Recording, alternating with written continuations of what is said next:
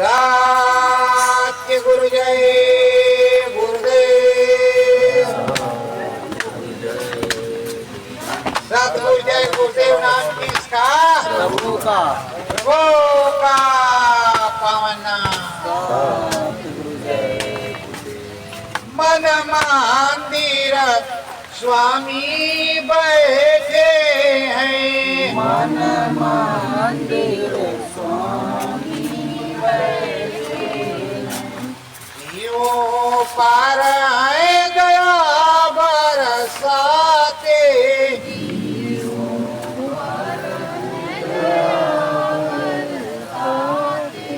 ज्ञान की गंगा घट में बहाते। ज्ञान की गंगा घट में बहाते दया कृपा कर बैठे हैं।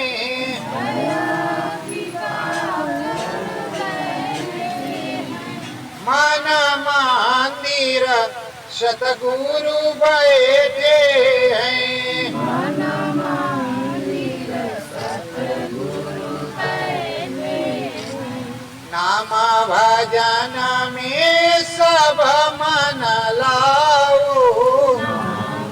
भजन में सब मन लाओ।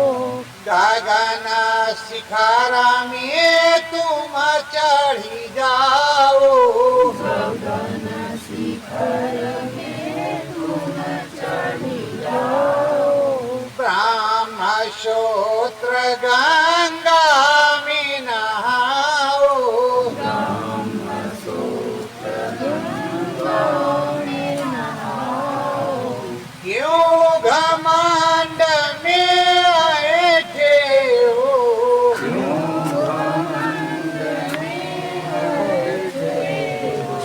सतगुरु मन मंदिर बैठे हैं। सतगुरु मन मंदिर बैठे हैं। ज्ञान का दीपक गुरु जलावे। ज्ञान का दीपक गुरु जलावे। पूरी धाम निज घर पहुँचावे। दूरी धाम निज घर पहुँचावे। ईसाई को सतगुरु कहते हैं। ईसाई को सतगुरु कहते हैं। मन मंदिर सतगुरु बैठे हैं। मन मंदिर सतगुरु बैठे हैं। मस्त मंगन हो मन में गाओ। मस्त मगन हो मन में गाओ। श्री चरणन में ध्यान लगाओ। श्री चरणन में ध्यान लगाओ। यही सतगुरु कहते हैं। यही सतगुरु कहते हैं। मन मंदिर सतगुरु बैठे हैं। मन मंदिर सतगुरु बैठे हैं। नाम भजन मुक्ति की पूंजी। नाम भजन मुक्ति की पूंजी। शब्द सुधारथ घट बीच गूंजी। शब्द सुधारस घट बीच गूंजी। नाम शब्द को कहते हैं। नाम शब्द को कहते हैं। मन मंदिर सतगुरु रहते हैं। मन मंदिर सतगुरु रहते हैं। हरि की महिमा सतगुरु गावे। हरि की महिमा सतगुरु गावे। परम धाम का भेद बतावे। परम धाम का भेद बतावे। ईसाई को सतगुरु कहते हैं। ईसाई को सतगुरु कहते हैं।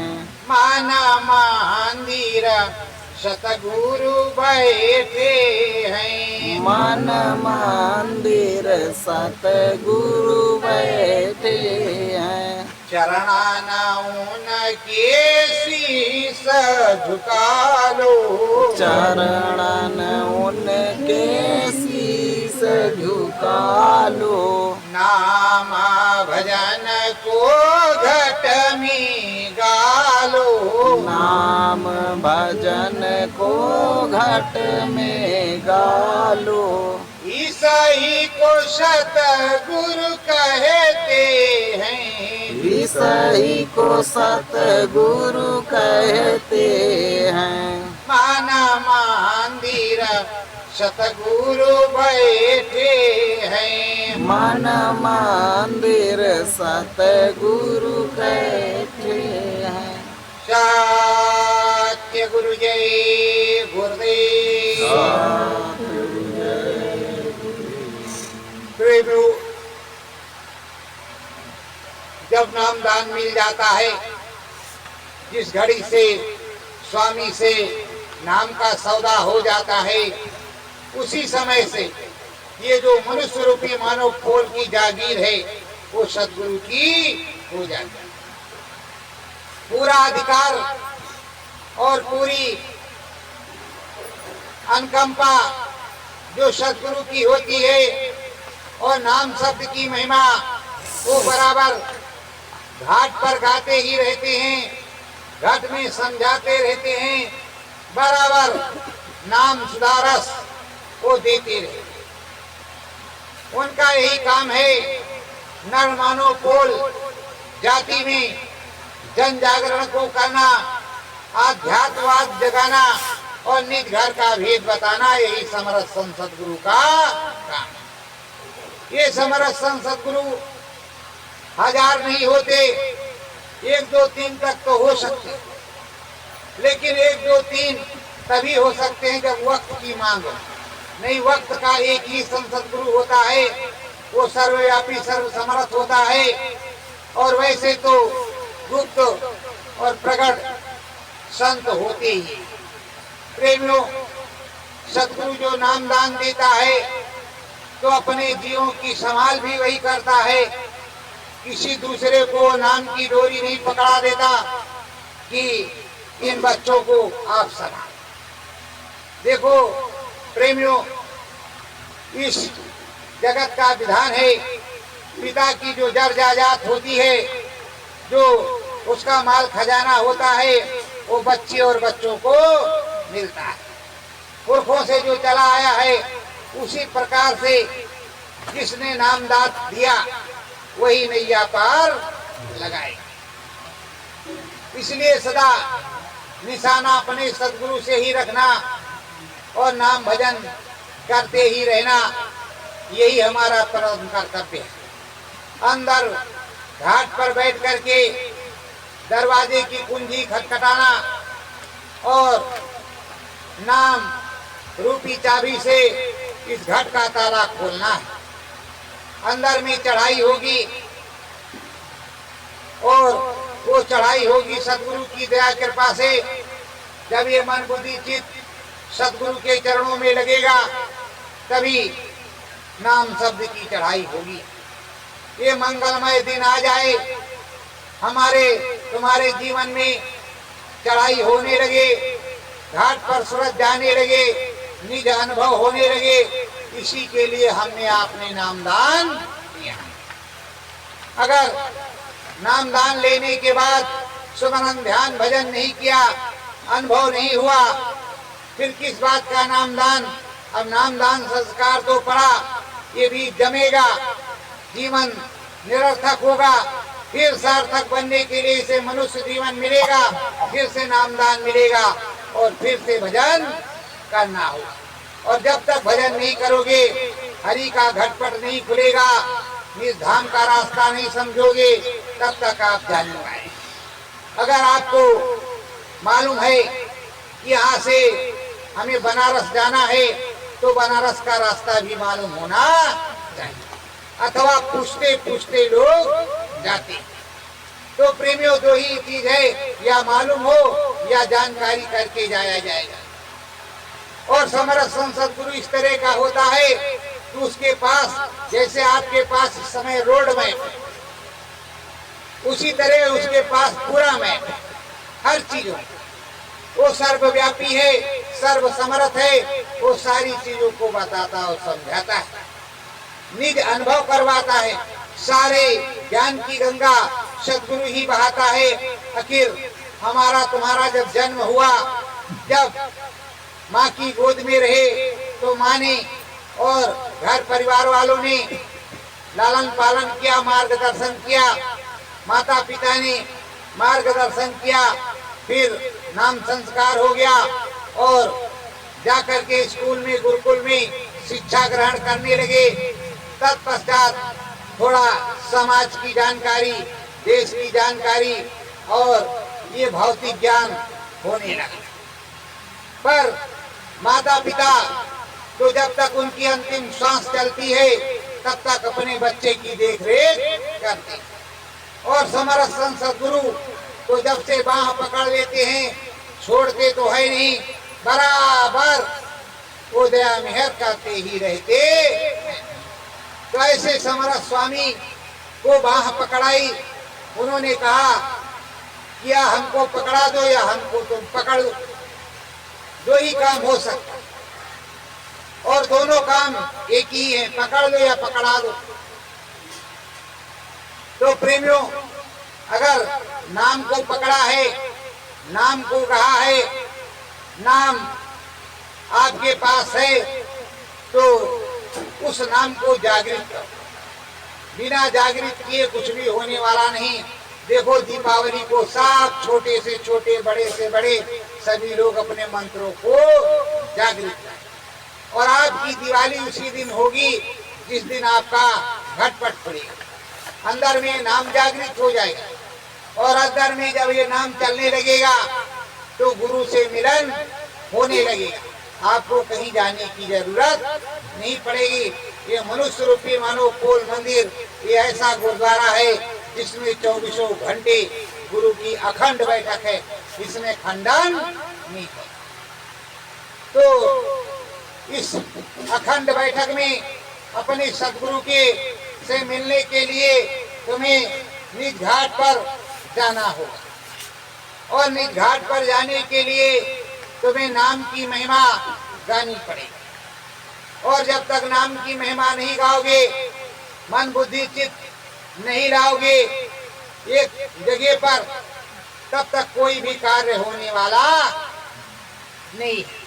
तो अपने स्वामी सदगुरु से, अपने प्रभु से, अपने प्रीतम से, अपने स्वामी से बराबर दया मेहर की भीख मांगे, मांगते ही रहना है जब तक जीवन है। और जब तक नाम भजन ना बन जाए, तब तक मांगना है, बन जाए तब भी मांगना है।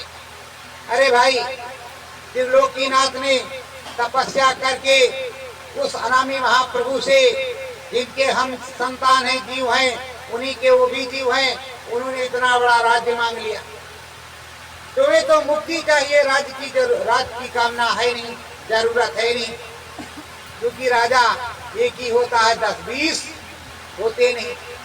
छोटे छोटे राज्य हो सकते हैं, पर एक जो मालिक है त्रिलोक का, वो ईश्वर और ईश्वर के हम अंश। तो प्रेमियों, सकल पसारे के मालिक तो वो सर्वव्यापी अनामी महाप्रभु ही हैं। तो उन अनामी प्रभुओं की वंदना करते हुए उनके देश में चलने के लिए, निज घर चलने के लिए हमें बराबर प्रयास करते रहना। इस जीवन में आए हैं तो सभी संतों ने समझाया, आपको समझना पड़ेगा कि निज घर जाना है। तो गोस्वामी जी कहते हैं सारी बातों को, और गोस्वामी जी की ही रामायण निष्दिन पढ़ी जाती है और पढ़ पढ़ करके लोग विद्वान भी बन जाते हैं। उसी से राम की कथा भी कहते हैं। देखो श्रीमद् भागवत गीता है, पंडित जी महाराज पहले संस्कृत में सुनाते थे, उसके बाद में उसमें से कुछ आंसर निकालने लगे, कुछ भजनों को संशोधन करके मिलाया, फिर हारमोनियम ढोल तबला आ गया और फिर उसके बाद बाजा आ गया, तो और आनंद आपको आने लगा। जब मन का ही आनंद लेना है तो और आनंद आने लगा। और जब तक 10 भजन नहीं होंगे कैसे भी, और उसके बाद में जब डीजे जब तक नहीं बजेगा, कोई भी जो धार्मिक समारोह जब तक डीजे नहीं बजेगा, हिरकेंगे नहीं, तब तक तो आनंद आने। तो प्रेमियों, जो ओरिजिनल डीजे है, असली डीजे है, वो असली डीजे ओरिजिनल डीजे तुम्हारे अंदर में बज रहा है, घट में घाट के ऊपर। उस डीजे को आप सुनने की कोशिश करो जो 24 घंटे अनावर्त अखंड बज रहा है, जिसका कोई खंडन नहीं। यही हमारे स्वामी जी महाराज ने सुनाया और यही समझाया कि अंदर में जो बज रहा है उसको पकड़ो और उसको सुनने की कोशिश करो, और उसमें जितनी मस्ती और मौज और जितना आनंद आएगा, इस दुनिया के बाजों में कोई भी आनंद नहीं। सच्चा आनंद उधर ही मिलेगा। और जो सच्चे लोग आए, उनके शिष्यों ने अनुसरण किया और उन्हें मिला, और उनको जब मिल गया तब वो दुनिया में चिल्ला चिल्ला करके कहने लगे कि मुझे मिला। मीरा को मिला तो उन्होंने कहा, पलटू भीखा दादू दरिया को मिला, उन्होंने भी कहा, गोस्वामी जी ने कहा, उनके शिष्य हृदय ने कहा, और साथ ही जो है फूलदास और रेवती दास ने भी वही कहा। तो जितने दास आए, जिनकी किताबों को आप पढ़ रहे हो, उन्होंने अनुभव किया, सो लिखा। बिना अनुभव के कोई नहीं लिखता। जैसे ये विज्ञान है, ये पंखा चल रहा है, इसको भी तुम्हारे दिमाग ने ही बनाया है।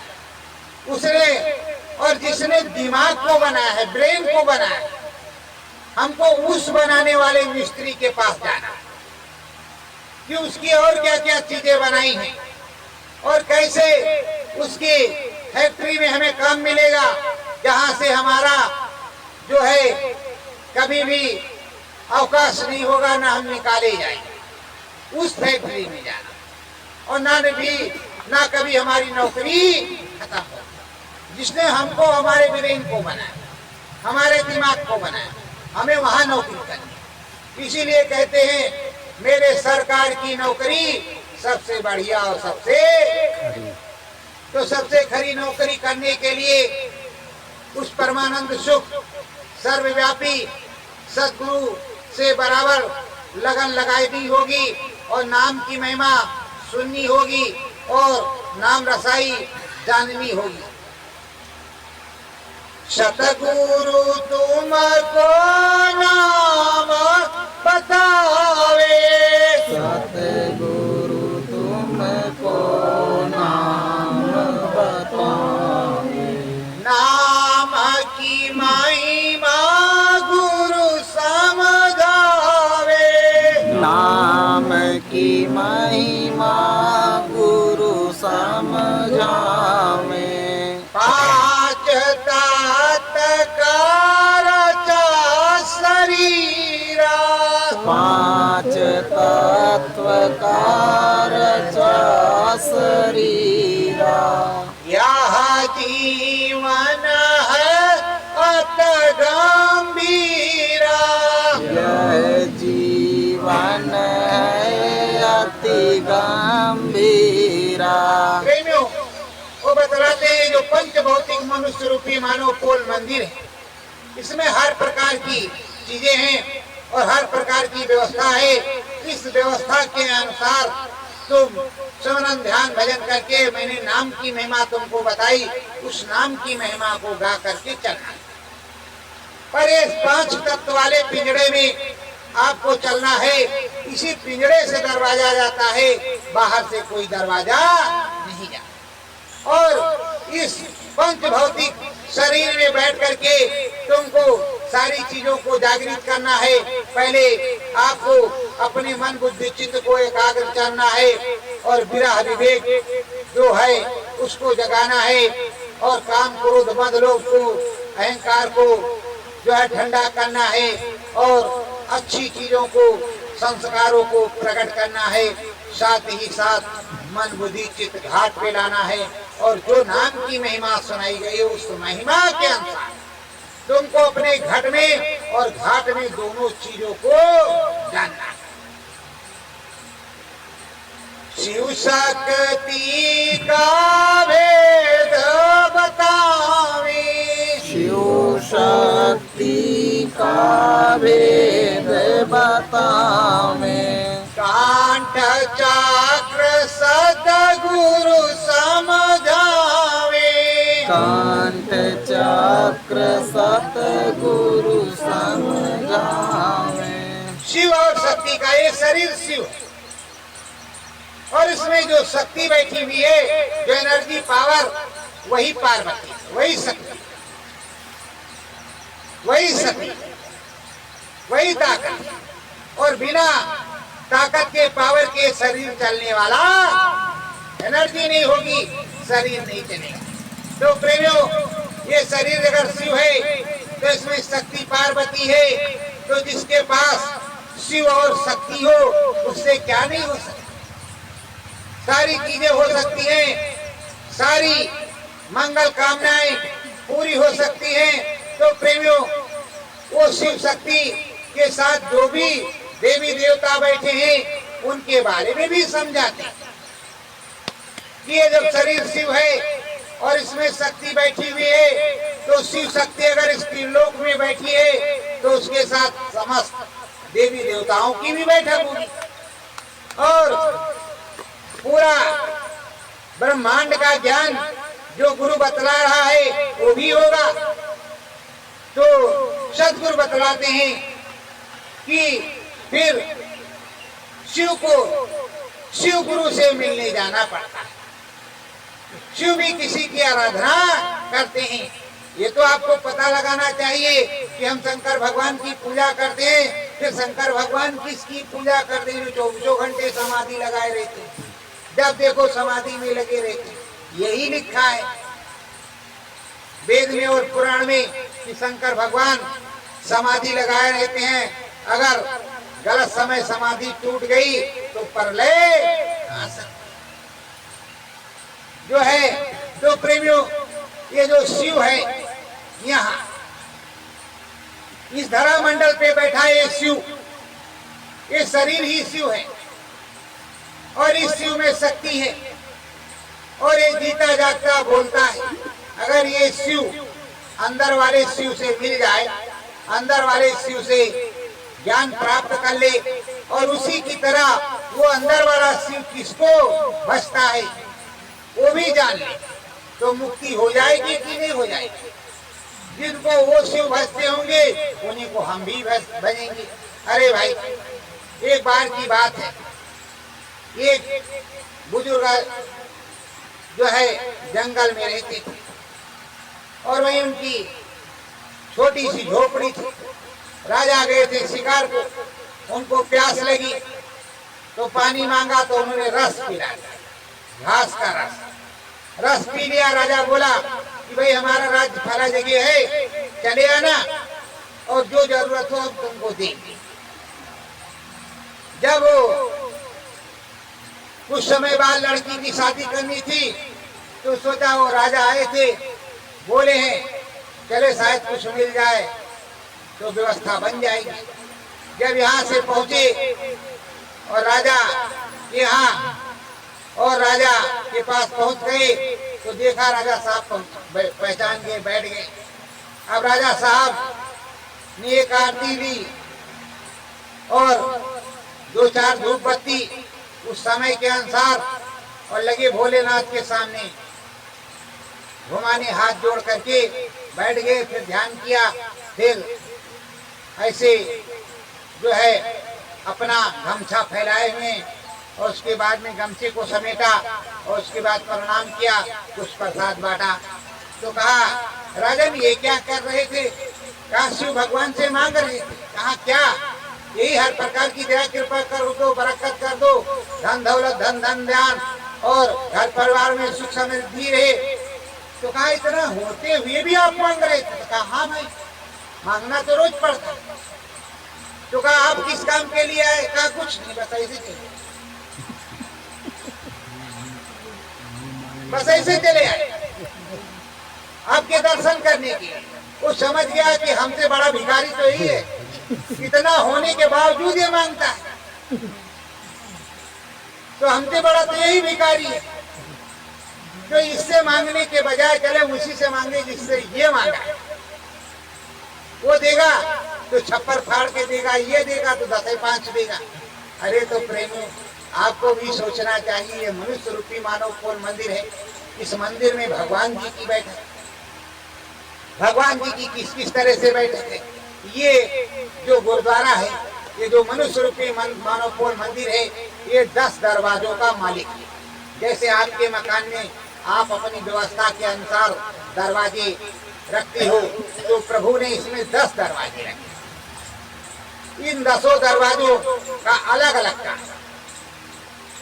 और इन दरवाजों को समझना भी बहुत जरूरी है। और इन दरवाजों के साथ इसमें एक जीवात्मा, एक नाक, एक कान, एक आंख उस जीवात्मा की।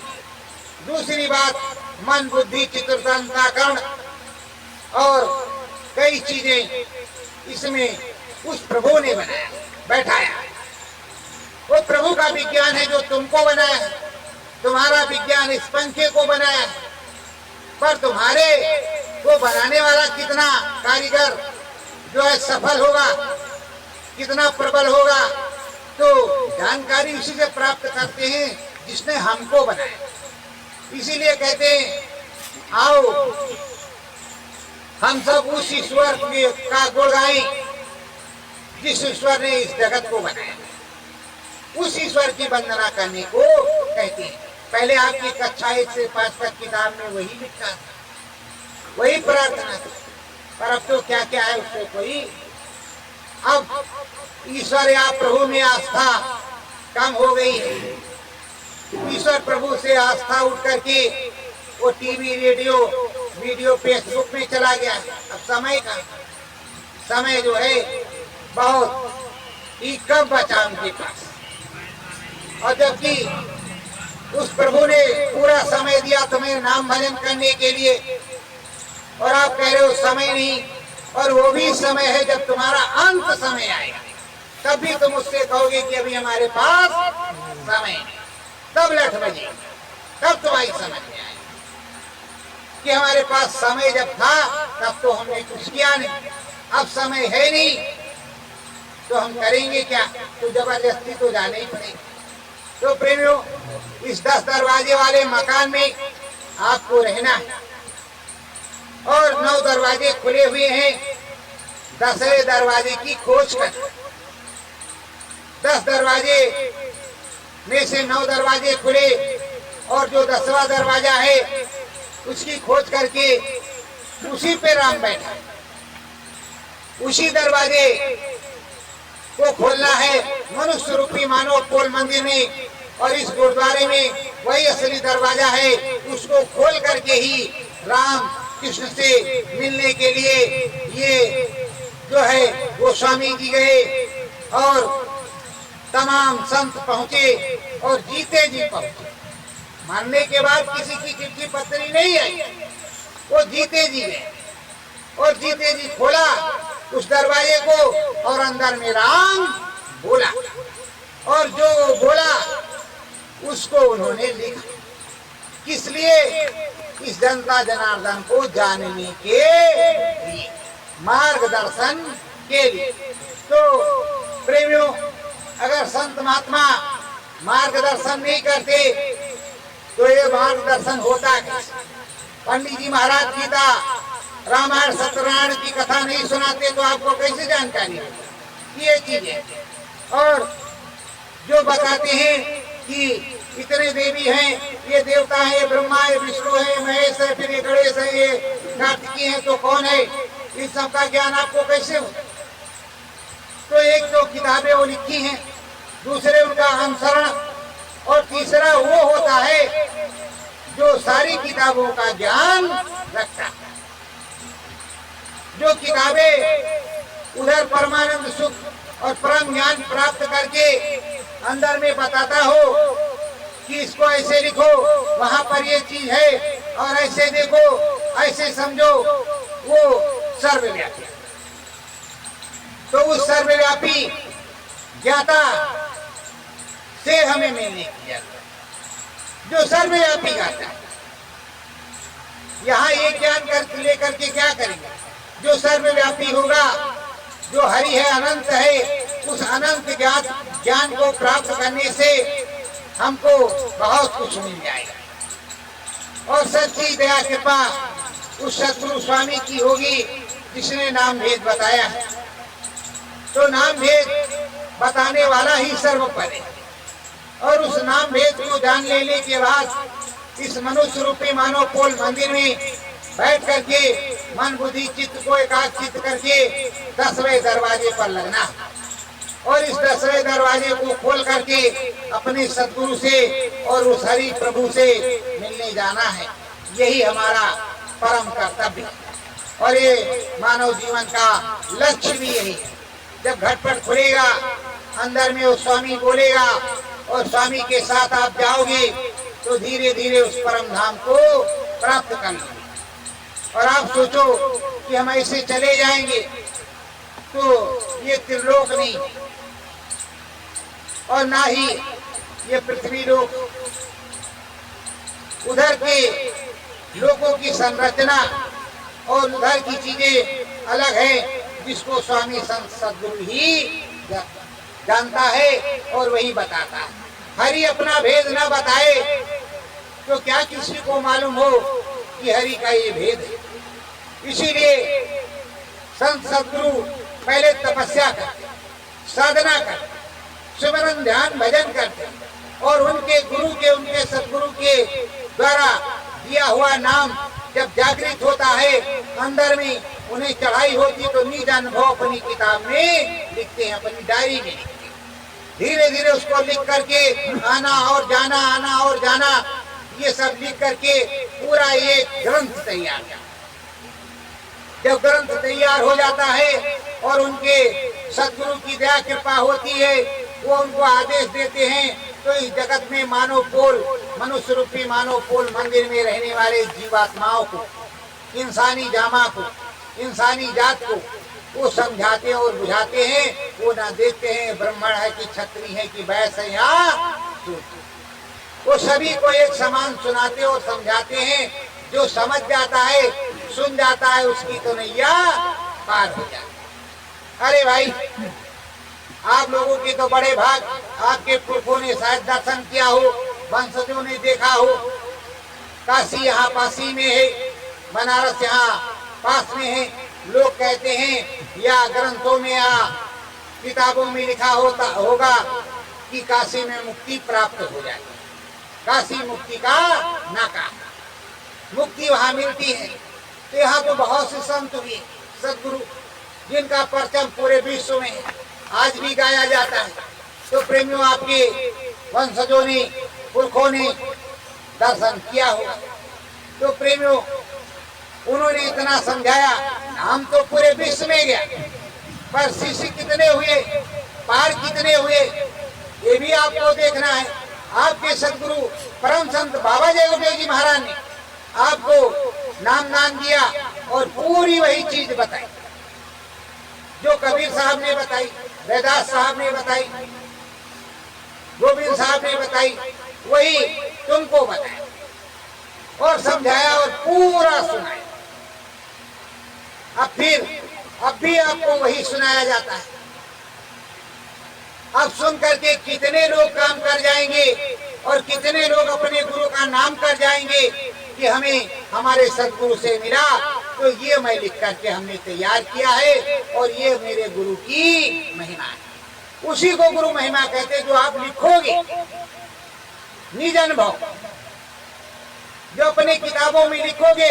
और गुरु महाराज ने नाम दान देने के बाद, सत्संग सुनाने के बाद यही बताया था, जो अनुभव उसको लिखना और अपनी डायरी में लिख करके रोज रखना, और रोज नित्य व्रत स्मरण ध्यान भजन करना। तो प्रेमियों, हमारा जो कर्तव्य है, उस कर्तव्य को हमें सुबह शाम करने की जरूरत है। बिना किए कुछ भी मिलने वाला नहीं है। किसी भी बाबा महाराज के पास चले जाओ, कितना भी बड़ा महाराज हो और कितना भी जो है ज्यादा भीड़ या मेला हो, मेले में कभी ना भगवान मिला है ना किसी को मिलेगा। वो अकेले में मिला, अकेले में सबको मिला और आपको भी